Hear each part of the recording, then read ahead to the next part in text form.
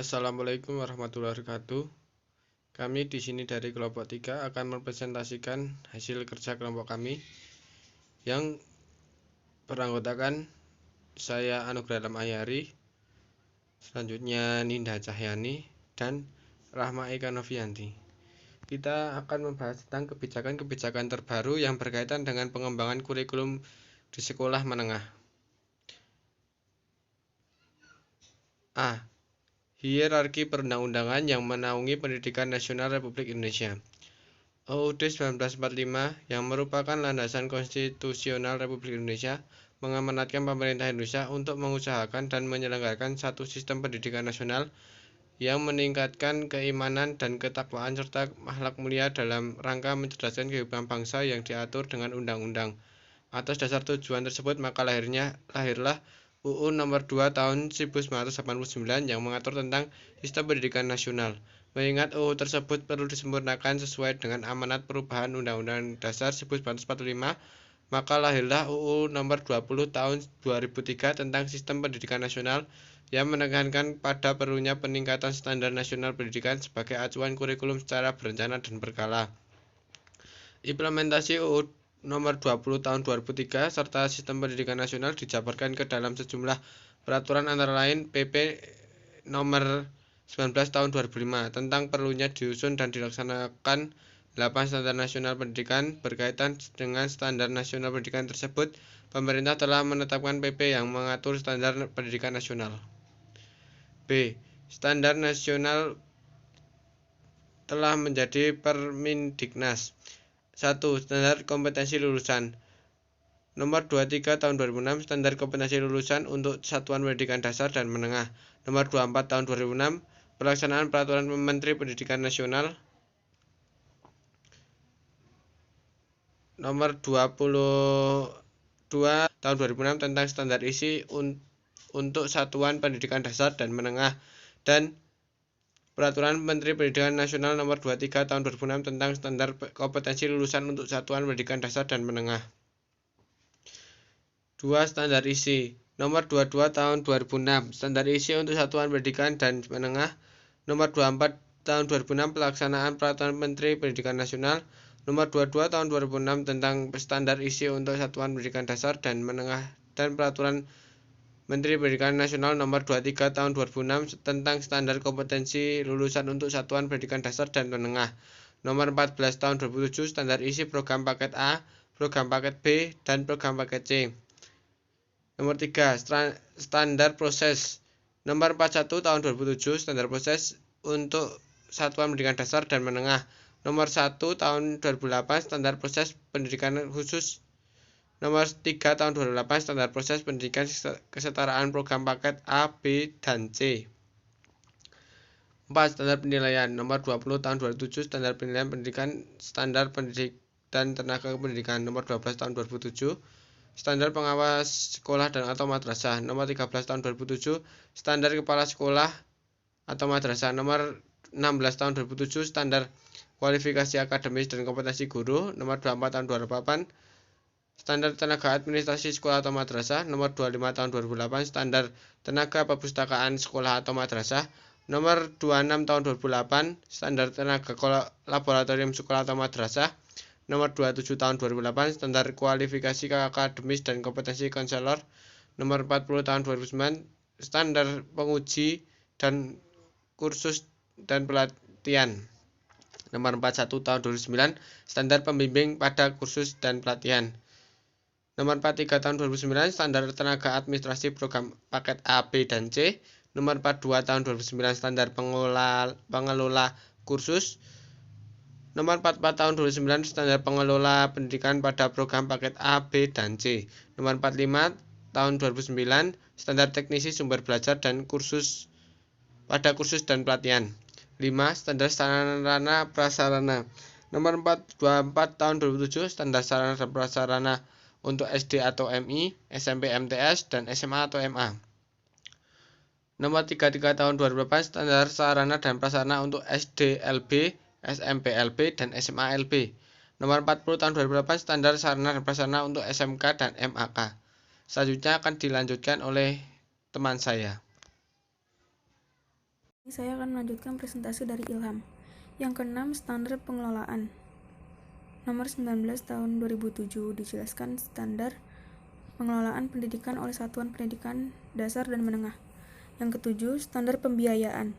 Standar biaya operasi non-personalia untuk sekolah dasar atau madrasah ibtidaiyah, SD atau MI, sekolah menengah pertama atau madrasah sanawiyah, SMP atau MTS, sekolah menengah atas atau madrasah aliyah, SMA atau MA, sekolah menengah kejuruan, SMK, sekolah dasar luar biasa, SDLB, sekolah menengah pertama luar biasa, SMPLB, dan sekolah menengah atas luar biasa, SMALB.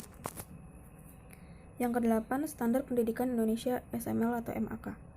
Nomor 34 tahun 2018 jelaskan standar nasional pendidikan sekolah menengah kejuruan atau madrasah aliyah kejuruan. A. Kebijakan pengembangan kurikulum dengan model penyelenggaraan sistem kredit semester. Pada dasarnya, konsep kurikulum berkembang sejalan dengan perkembangan konsep pendidikan. Menurut pandangan lama, kurikulum diartikan sebagai kumpulan mata pelajaran yang harus disampaikan guru kepada peserta didik. Penyelenggaraan sistem kredit semester dalam pendidikan mengacu pada hal-hal berikut. Yang pertama, siswa dapat menentukan sendiri beban pelajaran yang akan mereka ikuti, sehingga diharapkan dapat menyesuaikan dengan kemampuan, bakat, dan minat masing-masing. Yang kedua, siswa akan terdorong untuk memberdayakan diri masing-masing secara mandiri. Yang ketiga, siswa dapat mengatur strategi belajar secara lebih fleksibel. Yang keempat, penyediaan sumber daya oleh sekolah dapat dijadikan daya pendidikan lebih memadai. Yang kelima, guru bertindak sebagai fasilitator. Bagi sekolah yang ingin menerapkan sistem kredit semester ini harus memenuhi syarat-syarat sebagai berikut.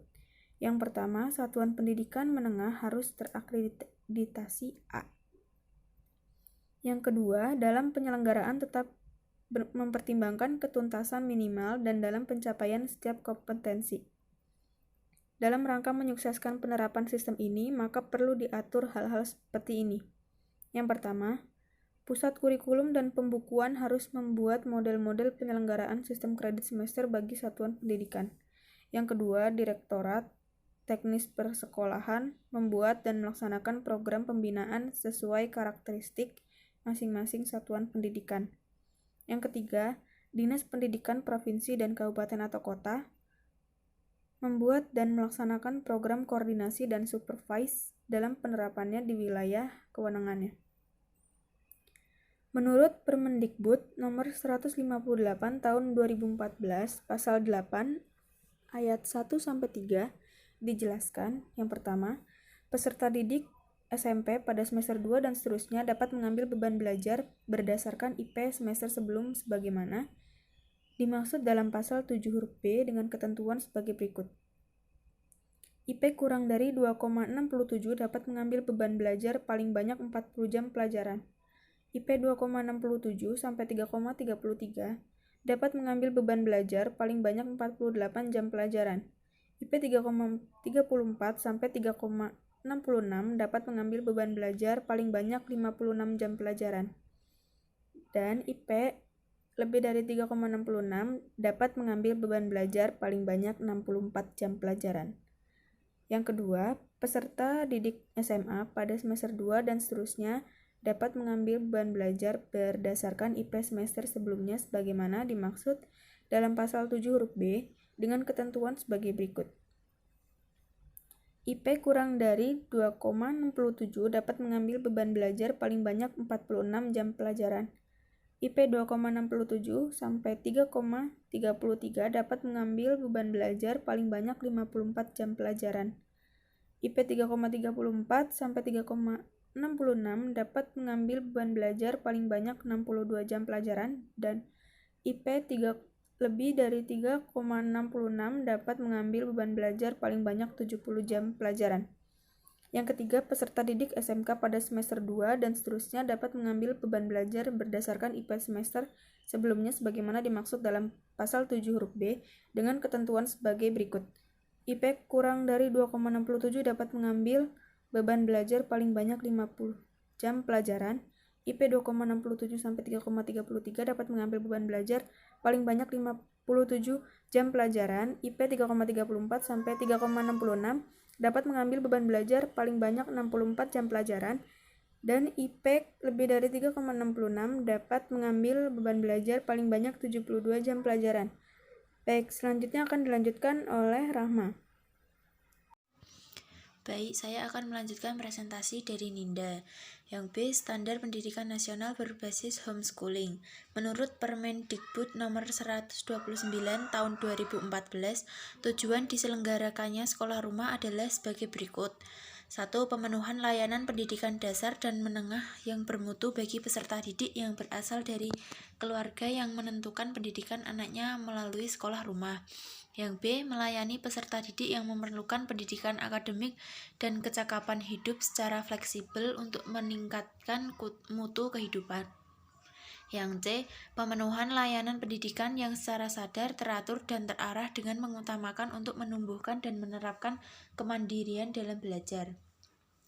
Bentuk sekolah rumah. Yang pertama ada sekolah rumah tunggal, adalah layanan pendidikan berbasis keluarga yang dilaksanakan oleh orang tua dalam satu keluarga untuk peserta didik dan tidak bergabung dengan keluarga lain yang menerapkan sekolah rumah tunggal lainnya.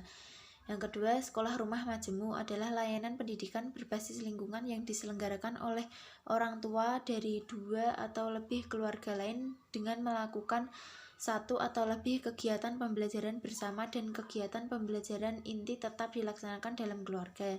Yang ketiga, sekolah rumah komunitas adalah kelompok belajar berbasis gabungan sekolah rumah majemuk yang menyelenggarakan pembelajaran bersama berdasarkan silabus, fasilitas belajar, waktu pembelajaran, dan bahan ajar yang disusun bersama oleh sekolah rumah majemuk bagi anak-anak.